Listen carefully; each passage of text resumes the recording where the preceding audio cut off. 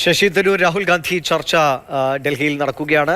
ഈ കഴിഞ്ഞ ദിവസങ്ങളുണ്ടായ വിവാദങ്ങൾക്കൊക്കെ ഒരു പരിഹാരം എന്ന നിലയ്ക്കാണ് ഈ ചർച്ച നടക്കുന്നത്. അമൽ തെനമ്പറമ്പിൽ തുടങ്ങുന്നുണ്ട്. അമൽ, തരൂരിനെതിരായ വി.ഡി. സതീഷിൻ്റെയൊക്കെ മുൻകാല പ്രസ്താവനകളൊക്കെ നമ്മുടെ മുമ്പിലുള്ളതാണ്. ബലൂൺ കെട്ടിയിറക്കിയത് തുടങ്ങിയ പ്രതികരണങ്ങളൊക്കെ ഒരുപാടുള്ളതാണ്. ഏതെങ്കിലും ഘട്ടത്തിൽ ശശി തരൂരിനെ മുഖ്യമന്ത്രി സ്ഥാനാർത്ഥിയാക്കിക്കൊണ്ട് കോൺഗ്രസ് തെരഞ്ഞെടുപ്പിൽ മുന്നോട്ട് പോയാൽ അത് വലിയ വിജയസാധ്യതയുണ്ട് എന്ന ചർച്ചകൾ എവിടെയെങ്കിലും വന്നാൽ അതിനെ കൃത്യമായി പ്രതിരോധിക്കാനുള്ള സംവിധാനങ്ങൾ കോൺഗ്രസിലെ പല നേതാക്കളുടെയും പ്രതികരണങ്ങളിൽ നമ്മൾ കണ്ടിട്ടുണ്ട്. അതുകൊണ്ട് ഈ വിവാദങ്ങളൊക്കെ അങ്ങനെ പെട്ടെന്നങ്ങ് തണുപ്പിച്ചു കളയാൻ കോൺഗ്രസിലെ ചില കേന്ദ്രങ്ങളെങ്കിലും ആഗ്രഹിക്കുന്നുണ്ടോ ഇന്നത്തെ ഈ ഒറ്റ ചർച്ചയോടുകൂടി?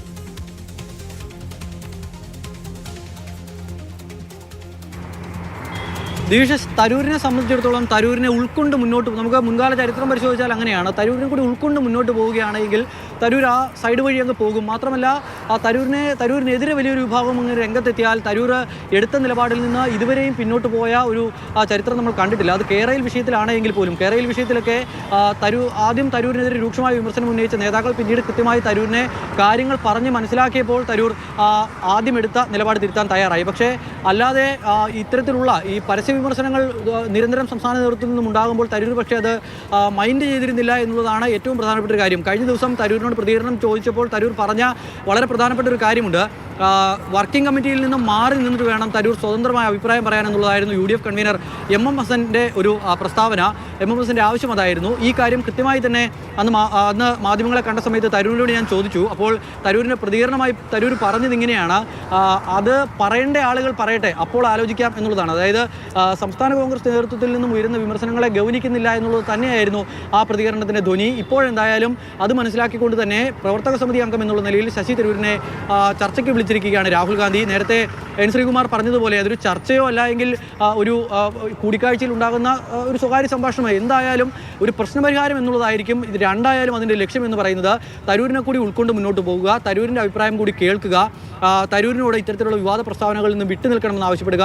സംസ്ഥാനത്ത് കോൺഗ്രസ് കഴിഞ്ഞ ദിവസത്തെ വീക്ഷണ മുഖപ്രസംഗത്തിൽ പറഞ്ഞതുപോലെയുള്ള കാര്യങ്ങൾ ഉണ്ടാവാതിരിക്കാൻ തദ്ദേശ തിരഞ്ഞെടുപ്പിലൊക്കെ വലിയ ആവശ്യത്തോടെ പോകുമ്പോൾ, വലിയ ഭരണവിരുദ്ധ വികാരം ആളിക്കത്തുമ്പോൾ അതിനെ വെള്ളമൊഴിച്ചു കെടുത്തുന്ന നിലപാട് സ്വീകരിക്കരുത് എന്നുള്ള കോൺഗ്രസ് നേതാക്കളുടെ അഭിപ്രായം ഹൈക്കമാൻഡും തരൂരിനെ അറിയിക്കും. എന്തായാലും തരൂരിൻ്റെ ഭാഗത്തു നിന്നും ഒരു വിട്ടുവീഴ്ച ഉണ്ടാകുമെന്നുള്ളത് തന്നെയാണ് പ്രതീക്ഷിക്കുന്നത്. തരൂരിനും ഒരു കോൺഗ്രസ് വിരുദ്ധ നിലപാട് ഉണ്ടായിരുന്നില്ല എന്നുള്ളതാണ് നമുക്ക് മനസ്സിലാക്കാൻ കഴിയുന്നത്. പക്ഷേ ചില നേതാക്കളോട് അതൃപ്തി ഉണ്ടായിരുന്നു. വികസനത്തെ പിന്തുണയ്ക്കുന്ന നിലപാട് എല്ലാ കാലത്തും ഞാൻ സ്വീകരിച്ചിട്ടുണ്ട്, ആ നിലപാട് ഇനിയും അങ്ങ് തുടരും എന്നുള്ളത് തരൂർ കഴിഞ്ഞ ദിവസവും പറഞ്ഞു പോയതാണ്. അതിനുശേഷം CPM-ൻ്റെ നേതാക്കൾ ഒന്നടങ്കം തരൂരിനെ പ്രശംസിച്ച് രംഗത്തെത്തുന്നതും കണ്ടു. തരൂരിനോട് അപ്പോൾ സ്വാഭാവികമായും അങ്ങനെ പ്രശംസ പിടിച്ച് പറ്റാനും പറ്റി.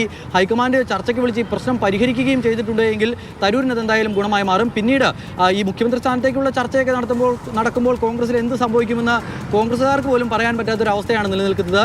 എത്ര മുഖ്യമന്ത്രി സ്ഥാനാർത്ഥിമാരുണ്ട് എന്ന് ചോദിച്ചാൽ അവർക്ക് പോലും കൃത്യമായ വ്യക്തതയില്ല. അതിപ്പോൾ നടക്കുമ്പോൾ ഇനി ഇത്തരം പ്രസ്താവനകൾ ഉണ്ടാകില്ല എന്നതല്ലാതെ ഞാൻ ഈ പറഞ്ഞ കാര്യങ്ങളൊക്കെ അത് തെറ്റായിരുന്നു, ഞാൻ തിരുത്തുന്നു എന്നൊന്നും ശശി തരൂർ ഈ ചർച്ചയ്ക്ക് ശേഷം മാധ്യമങ്ങളോട് വന്ന് പറയാൻ സാധ്യതയുണ്ടോ? അങ്ങനെ തരൂരിനെ നമുക്ക് ഒരിക്കലും അങ്ങനെ പ്രതീക്ഷിക്കാൻ കഴിയില്ല. അപ്പോൾ ഇതെങ്ങനെയാണിത് പരിഹരിക്കപ്പെടുക?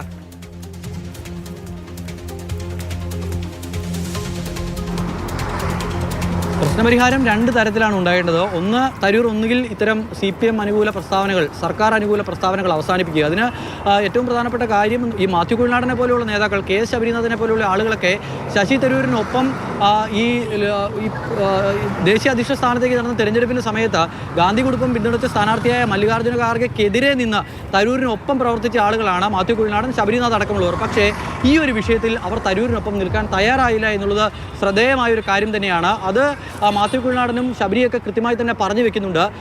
അത് ഏറ്റവും വലിയ പ്രശ്നമെന്ന് പറയുന്നത് സഭയ്ക്ക് അകത്തും പുറത്തും, നിയമസഭയ്ക്ക് അകത്തും പുറത്തും P. രാജീവ് കഴിഞ്ഞ കുറേ കാലമായി പറഞ്ഞുകൊണ്ടിരിക്കുന്ന കണക്കാണ്. സംസ്ഥാനത്ത് വ്യാവസായിക രംഗത്ത് വലിയ മുന്നേറ്റമുണ്ടാക്കാനായി, സ്റ്റാർട്ടപ്പുകളുടെ കാര്യത്തിൽ വലിയ മുന്നേറ്റമുണ്ടാക്കാനായി, ഇതൊക്കെ LDF സർക്കാരിൻ്റെ നേട്ടമാണ് എന്ന് തുടർച്ചയായി പറഞ്ഞുകൊണ്ടേയിരിക്കുന്നു P. രാജീവ്. കഴിഞ്ഞ സർക്കാരുകളുടെ കാലം പോലെയല്ല. ഇപ്പോൾ ഒരു പുതിയ സംരംഭം തുടങ്ങണമെങ്കിൽ അതിൻ്റെ നയങ്ങൾ, അതിൻ്റെ ചട്ടങ്ങളെല്ലാം ഉദാരമാക്കിക്കൊണ്ട് എല്ലാവരെയും സംസ്ഥാനത്തേക്ക് നിക്ഷേപം ആകർഷിക്കുന്ന തരത്തിൽ നിയമങ്ങളെ ലഘൂകരിക്കാൻ കഴിഞ്ഞിട്ടുണ്ട്. അതിനാൽ തന്നെ വലിയൊരു മുന്നേറ്റം സംസ്ഥാനത്തിന് അക്കാര്യത്തിൽ നടത്താനും കഴിഞ്ഞുവെന്ന് രാജീവ് പറയുമ്പോൾ അങ്ങനെയല്ല. നാട്ടിൽ തുടങ്ങിയ തട്ടുകടകളും ബുട്ടിക്കുകളും കോഴിക്കടകളുമെല്ലാം, ഇറച്ചിക്കോഴിക്കടകളുമെല്ലാം ഈ പറയുന്ന വ്യവസായ സംരംഭം സംരംഭത്തിൻ്റെ പട്ടികയിൽ ഉൾപ്പെടുത്തിയാണ് ഭീമമായ ഒരു കണക്ക് അവതരിപ്പിച്ച് ഇത്തരമൊരു അവകാശവാദം സർക്കാർ ഉന്നയിക്കുന്നത് എന്നുള്ളതാണ് പ്രതിപക്ഷം നിരന്തരമായി പറഞ്ഞുകൊണ്ടിരിക്കുന്നത്.